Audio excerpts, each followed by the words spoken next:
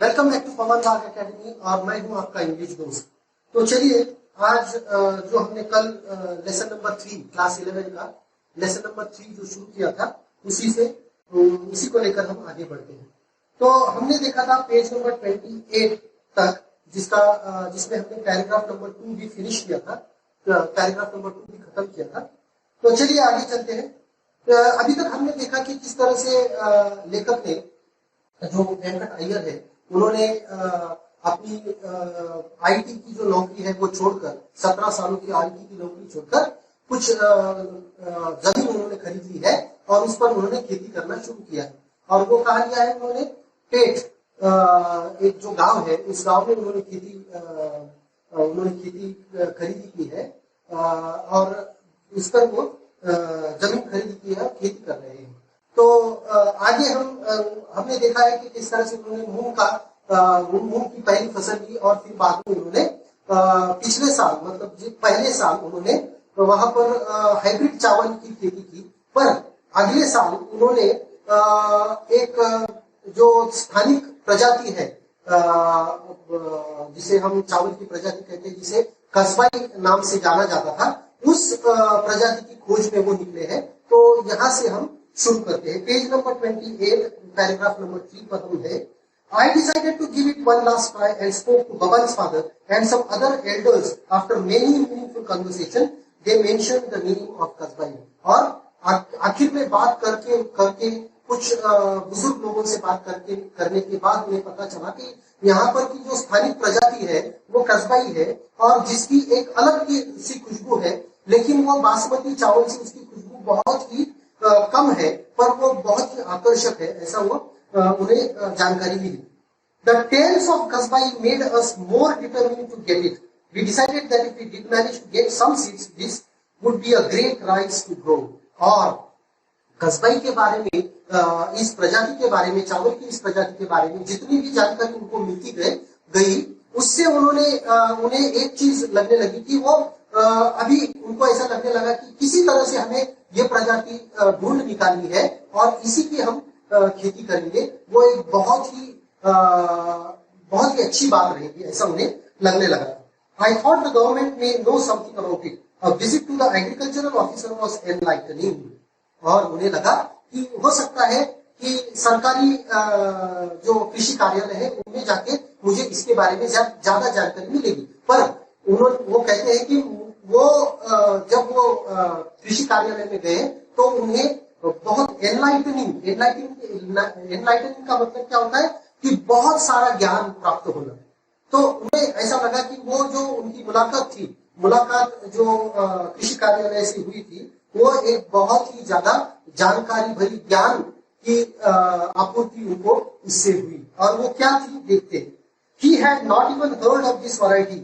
Thus, he said the villagers were taking me for a ride and there was no rice by this name. और वो कृषि कार्यालय में वो जो कृषि अधिकारी थे वो कह रहे थे कि इस तरह की कोई भी प्रजाति का नाम उन्होंने अभी तक नहीं सुना है। और वो कह रहे थे कि हो सकता है गांव के जो लोग हैं वो उनका मजाक बना रहे हैं।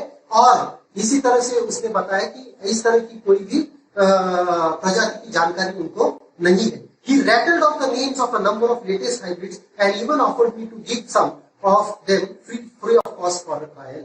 और उस कृषि अधिकारी ने उनको बहुत सारी प्रजातियों के नाम गिनाए, हाइब्रिड प्रजातियों के नाम गिनाए, और उन्होंने ये भी कहा कि ठीक है, अगर आपको चाहिए तो कुछ इसमें से कुछ मैं आपको सैंपल के तौर पर मुफ्त भी दे सकूंगा। Cursing myself for wasting time with him, I moved on to the next destination. और खुद ही को कोसते हुए मैं अब हमारे अगले पड़ाव की तरफ बढ़ चला। कृषि कार्यालय में तो कोई जानकारी नहीं मिली, तो चलिए अगले पड़ाव पे देखते हैं। This is what he thought. उसने सोचा कि इस लेखक ने सोचा कि जो हो सकता है मुझे दूसरी ओर किसी और जगह से कुछ जानकारी मुझे मिले। This time it was the Adivasi Mahamandal at Kasa which buys rice from Adivasi villagers on behalf of the government. Kasbai did not figure in their farmings. और इस बार उन्हें जाना पड़ा आदिवासी महामंडल कासा, जो कासा गांव है वहां पर जो आदिवासी महामंडल है वहां पर वो गए और वहां पर उन्होंने पूछा, तो किसी भी ये आखिर में ये जो आदिवासी महामंडल था ये शासकीय या सरकारी धान या धान खरीदी करता था, ये सरकारी धान खरीदी केंद्र था, पर यहाँ पर भी उनके किताब में कस्बाई नाम की कोई भी प्रजाति वहां पर सम्मिलित नहीं थी। और लेखक कहते हैं a good indication why people did not do it anymore. और इसी से मुझे समझ में आया कि लोग इस प्रजाति को क्यों नहीं ज्यादा उगाते हैं या फिर क्यों नहीं इस प्रजाति की फसल की खेती वो करते हैं। क्यों कि सरकार अगर वो फसल खरीदी ही नहीं करेगी, खरीदेगी नहीं, तो फिर उसको उगाने का मतलब क्या है। इसीलिए बहुत सारे किसान और ज्यादातर सभी किसान उस प्रजाति को भूल चुके हैं और कोई भी किसान उस प्रजाति की खेती अब नहीं करता है। The market itself did not recognize the rice, so if you do it, you would not be able to sell it. Market अगर उस प्रजाति को नहीं पहचानती है तो उसको उगाकर भी कोई फायदा नहीं है, क्योंकि वो मार्केट से आप मार्केट में उसे बेच नहीं पाएंगे, तो उसका उगाने का मतलब क्या है। However, the officer in charge here had more knowledge of rice and did remember kasbai being sold to him a few years ago. पर वहां पर जो अधिकारी था, उस अधिकारी ने इस प्रजाति के बारे में बहुत कुछ सुना था और वो ये भी कहता था कि कुछ सालों तक पहले तक ये प्रजाति यहाँ पर इस प्रजाति की चावल को हम यहाँ पर खरीद लिया करते थे, पर अब वो नहीं है।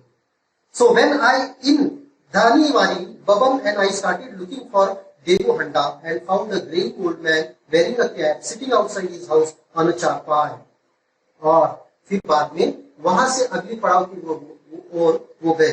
अब उन्होंने धानीवाली इस गांव की तरफ अपना रुख किया और बबन और वो दोनों भी उस गांव की तरफ बढ़े। अभी वो मिलना चाहते थे देवू हंडा नाम के व्यक्ति से, जो एक बहुत ही बूढ़ा व्यक्ति था जिसने एक टोपी पहन रखी थी और अपने घर के सामने वो एक चारपाई पे बैठा था। And ex-serpent of the village, he had acres of land, a huge house and a large family. वो एक सरपंच रह चुका था और इसी के लिए उसका घर भी बहुत बड़ा था और उसके पास बहुत सारी जमीन भी थी। तो हो सकता है कि उसको भी इस प्रजाति के बारे में मालूम हो, इसलिए वो वहां पर आए थे।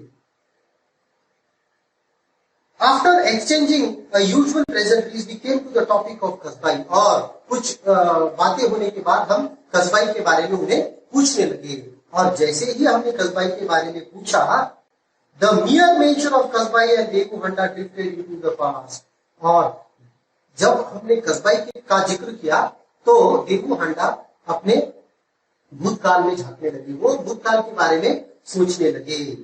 His eyes turned dreamy and with a tremble in his voice, he told us how the entire village at one time do only kasbai। और उनकी आंखों में चमक आ गई और वो बताने लगे कि किस तरीके से गांव के सारे लोग एक समय में सिर्फ इसी चावल की खेती करते थे। He said there was a time when people passing our village during lunch time would be forced to stop and ask for a meal। और वो कहते हैं कि वो एक वक्त था जब यहाँ से हमारे गांव से जाने वाले कोई भी व्यक्ति हो, वो रुकते थे और खाने के लिए मांगते थे। इस तरह की खुशबू, एक आकर्षक खुशबू उसकी थी, तो कोई भी खुद को रोक नहीं पाता था और हर एक व्यक्ति वो खाने की मांग करता था। Such was the alluring aroma of kasbai। इस तरीके की आकर्षक खुशबू उस चावल की थी। The entire area would have heady aroma hanging in the air as all the houses cooked the same rice। और इस पूरे एरिया में, इस पूरे क्षेत्र में वो हवा में सिर्फ उसी चावल की खुशबू होती थी, क्योंकि हर घर में वही चावल पकता था। Today he said no one grew kasbai and everyone had shifted to growing the new hybrid varieties। पर बड़े दुख से देवू हंडा कहते हैं कि आज कोई भी उस प्रजाति की खेती नहीं करता है। क्यों कि आज हर कोई नई हाइब्रिड वैरायटी की ओर बढ़ने लगे हैं। हर किसी को हाइब्रिड वैरायटी की ही खेती करनी है। He claimed he had to force himself to eat this rice that was so insipid. और उन्होंने कहा कि उसे अब जबरदस्ती वही ये जो वैरायटी है हाइब्रिड वैरायटी की चावल है उसी उसी क्या कहते हैं उसे बिना किसी स्वाद वाले बेस्वाद सा चावल अभी उन्हें खाना पड़ रहा है. With the advent of irrigation, farmers were tempted to grow a second crop at Kasbai, being a long duration rice was replaced by a shorter duration hybrid so that the harvest could be done earlier. और उसका कारण क्या था कि कस्बाई एक लंबी अवधि की प्रजाति थी और गांव-गांव में अब पानी की सुविधा होने के कारण लोग कम समय वाली कम अवधि की प्रजाति की मांग कर रहे थे और इसीलिए सब क्योंकि उससे अब लोग 2-3 ऐसी फसलें अब ले सकते थे और इसीलिए लोगों ने कस्बाई छोड़ के नई हाइब्रिड वैरायटीज की ओर रुख किया था. This ensured that the farmers could take up a second crop. इससे क्या हुआ था कि वो दूसरी फसल भी ले सकते थे. I asked why he had shifted if he was so unhappy with the hybrids. No one forced him to, did they? और लेखक ने आखिरकार उनसे पूछ ही दिया कि आपको तो किसी ने जबरदस्ती नहीं की थी.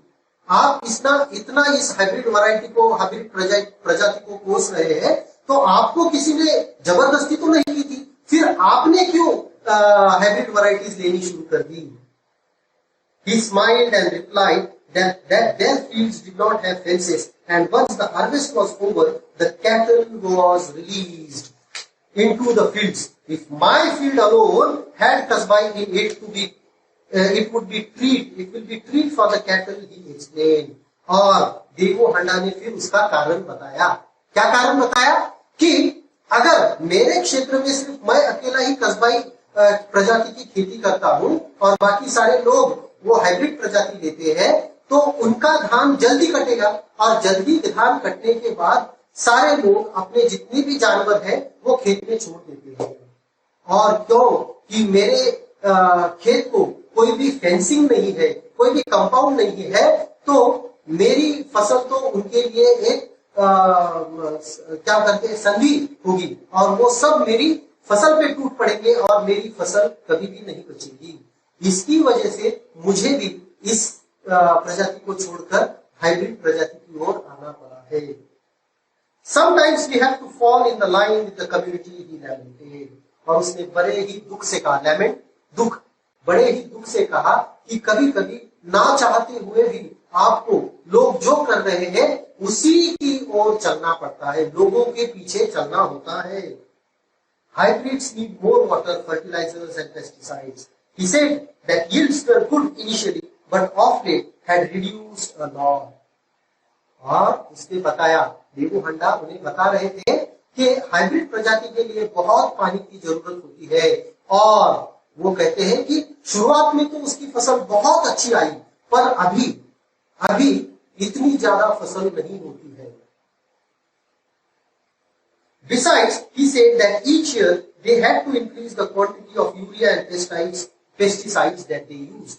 और उन्होंने बताया कि पानी के साथ साथ उसको रासायनिक खाद और रासायनिक औषधियों का भी बहुत ज्यादा इस्तेमाल करना पड़ता है.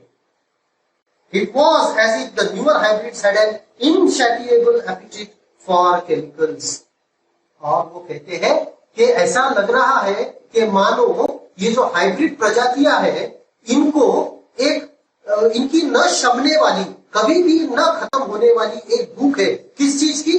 वो रासायनिक खाद और रासायनिक औषधियों की खाद और रासायनिक औषधियों की उनको एक भूख है जो कभी भी नहीं रुक सकती है, कभी भी थम नहीं सकती है.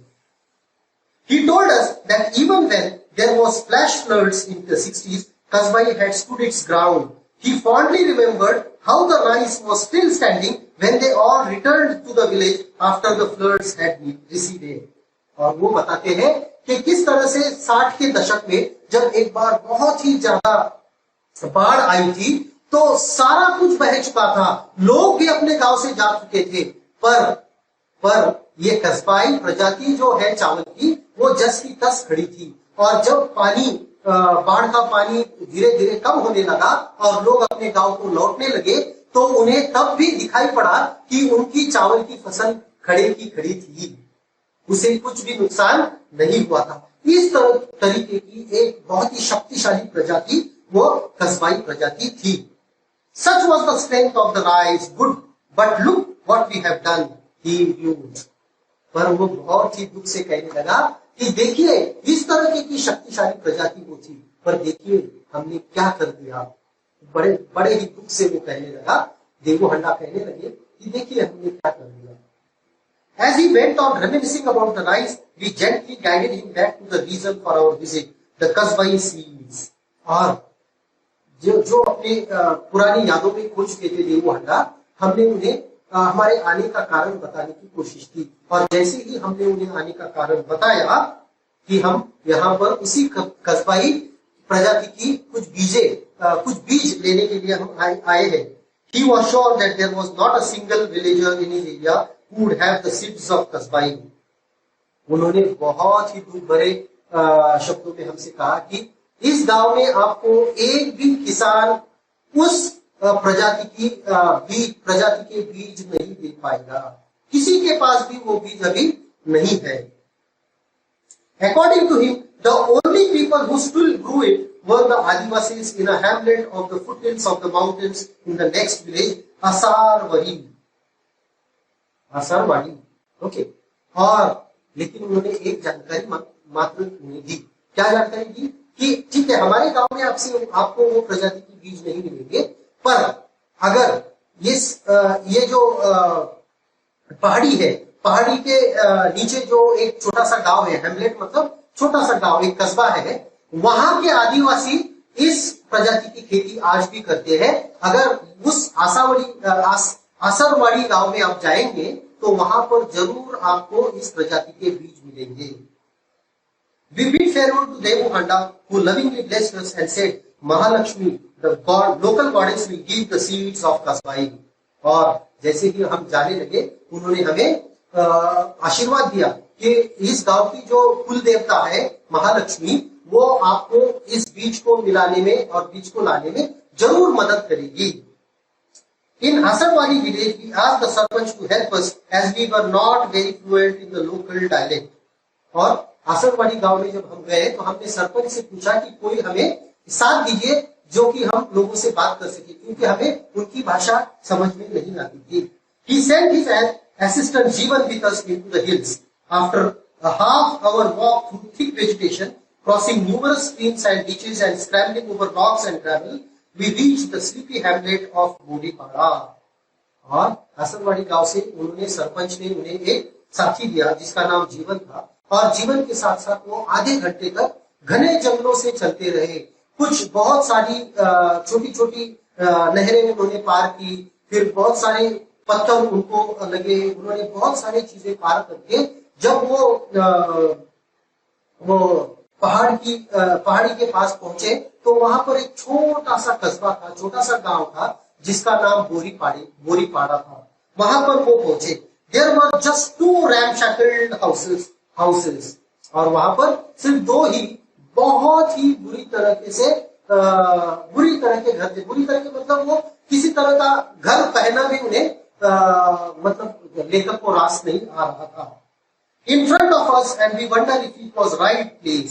और वो घर की जो अवस्था थी उसे देखकर हमें लग रहा था कि क्या हम सही जगह पर आए हैं, हमें यहाँ पर कुछ मिलेगा, ऐसा हम सोच रहे थे।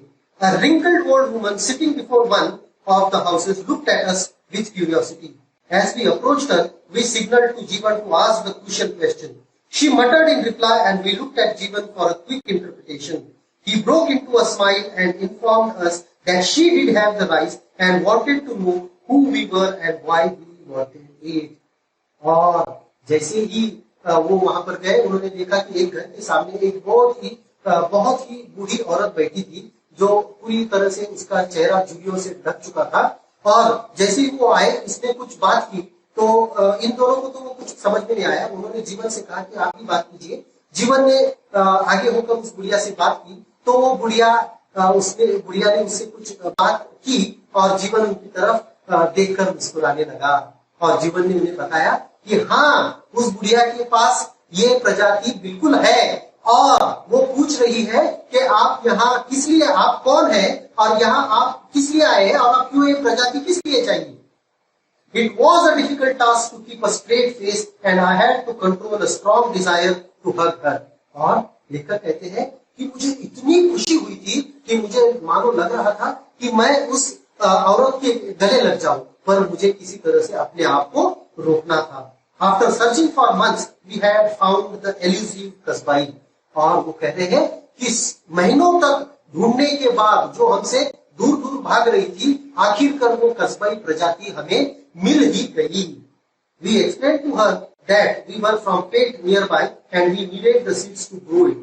और उन्होंने जीवन को बताया कि उस बुढ़िया को बताओ कि हम पेट से आए हैं और हमें ये चावल की प्रजाति उगाने के लिए चाहिए। We asked for 10 kilograms of rice. She muttered and scowled. Jivan interpreted that she had never heard of Pet village and also did not have a weighing scale. She was willing to give the seeds only in baskets. We asked for a single basket of rice and Jivan told us to pay her something. I handed over a 100-rupee note and for the first time in the last 10 minutes, her face broke into a smile. She nodded her head in approval. और जब जीवन को उन्होंने बताया तो उन्होंने बता दिया कि ठीक है, ये लोग आए हैं और इनको चावल चाहिए, इनको खेत में वो चावल की बुआई करनी है, ऐसा वैसा उन्होंने बता दिया। तो वो बुढ़िया कहने लगी, देखिए, ना ही कभी मैंने पेट गांव का नाम सुना है और ना ही मेरे पास तराजू है, तो मैं आपको चावल कैसे दूं? हाँ, आपको अगर चाहिए तो मैं एक टोकरी में भरकर आपको चावल दे सकती हूँ। तो उन्होंने कहा ठीक है, हमें एक टोकरी चावल दीजिए। उन्हें 10 किलो चावल चाहिए थे, पर वो उसके पास कोई तराजू नहीं होने की वजह से वो कहती है कि मैं एक टोकरी में आपको भरकर दे सकती हूँ। तो उन्होंने कहा ठीक है, हमें एक टोकरी दीजिए। तो उस बुढ़िया ने उनको एक टोकरी चावल दिया। तो फिर बाद में जीवन ने कहा ठीक है, आप इसको कुछ पैसे दीजिए। तो लेखक ने 100 रुपए का नोट निकाला और वो बुढ़िया के हाथ में रख दिया। पहली बार पिछले 10 मिनट में पहली बार उस बुढ़िया के चेहरे पर कोई हास्य प्रकट हुआ था। पहली बार वो बुढ़िया उनकी तरफ देखकर हंसी थी। As we walked back against the fading sunset, leaving behind a smiling old lady, I couldn't help but wonder that here, nesting in the foothills of an unknown mountain, away from the hustle and bustle of the road or the city, were the real people of India. और ढलते हुए सूरज की रोशनी में जैसे ही हम अपने गांव की तरफ बढ़ने लगे, मेरे दिमाग में एक विचार आया कि किस तरीके के लोग हैं हम। सही भारत तो इन दूर दराज के गांवों में, जहां पर ना कोई रास्ता है जाने के लिए, ना कोई सुविधा है, इसी जगह पर सही भारत बसता है। हम लोग तो सिर्फ प्रगति के नाम पर हम अपने आप को अपने मिट्टी से दूर कर रहे हैं। These were the people who still held on to the rich biodiversity of our land and no one even cared about them. और यही वो लोग थे जो अपने भारत के संपन्नता की, जो जैव संपन्नता थी, जैव विविधता थी, उसको पकड़े हुए थे। हम लोग तो बस प्रगति की आड़ में बस आंखें मूंद कर बस पीछे पीछे पीछे किसी के चल रहे थे। दे हैड, और हमें उनकी कतई भी फिक्र नहीं है। सही भारत का जो कल्चर है या फिर भारत की जो बायोडाइवर्सिटी है, वो इन्हीं लोगों ने बरकरार रखी है। हम लोगों को तो उनके बारे में कुछ पता भी नहीं है और ना ही उनकी कोई फिक्र है। They just grew their rice and ate what they got. The old lady we met had probably never left बोरीपाड़ा। उनको सिर्फ एक ही चाहिए था, वो अपनी वही प्रजाति उगाते थे और वही प्रजाति खाते थे। हो सकता है कि वो बुढ़िया जो वहां बैठी थी, उसने कभी भी अपना गांव बोरीपाड़ा न छोड़ा हो, उसके बाहर वो कभी ना गई हो। Her world was unspoiled by progress. और उसके जीवन में विकास नाम का जो चक्र था, जिसने सब कुछ तहस नहस कर दिया है, उसने कभी भी उसे देखा नहीं था। वो चक्र, वो विकास का जो रथ है, वो उनके गांव में कभी भी नहीं आया था और इसीलिए शायद वो इन सब से बहुत दूर अपनी आराम की जिंदगी जी रहे थे। एक भारत की जो सही वास्तविकता है या फिर भारत जिसके लिए जाना जाता है वही जिंदगी वो जी रहे थे। And for once I was grateful for that. और आखिर में मुझे उसी बात के लिए उस बुढ़िया का और उन लोगों का तहे दिल से धन्यवाद करना था और वो मैंने किया।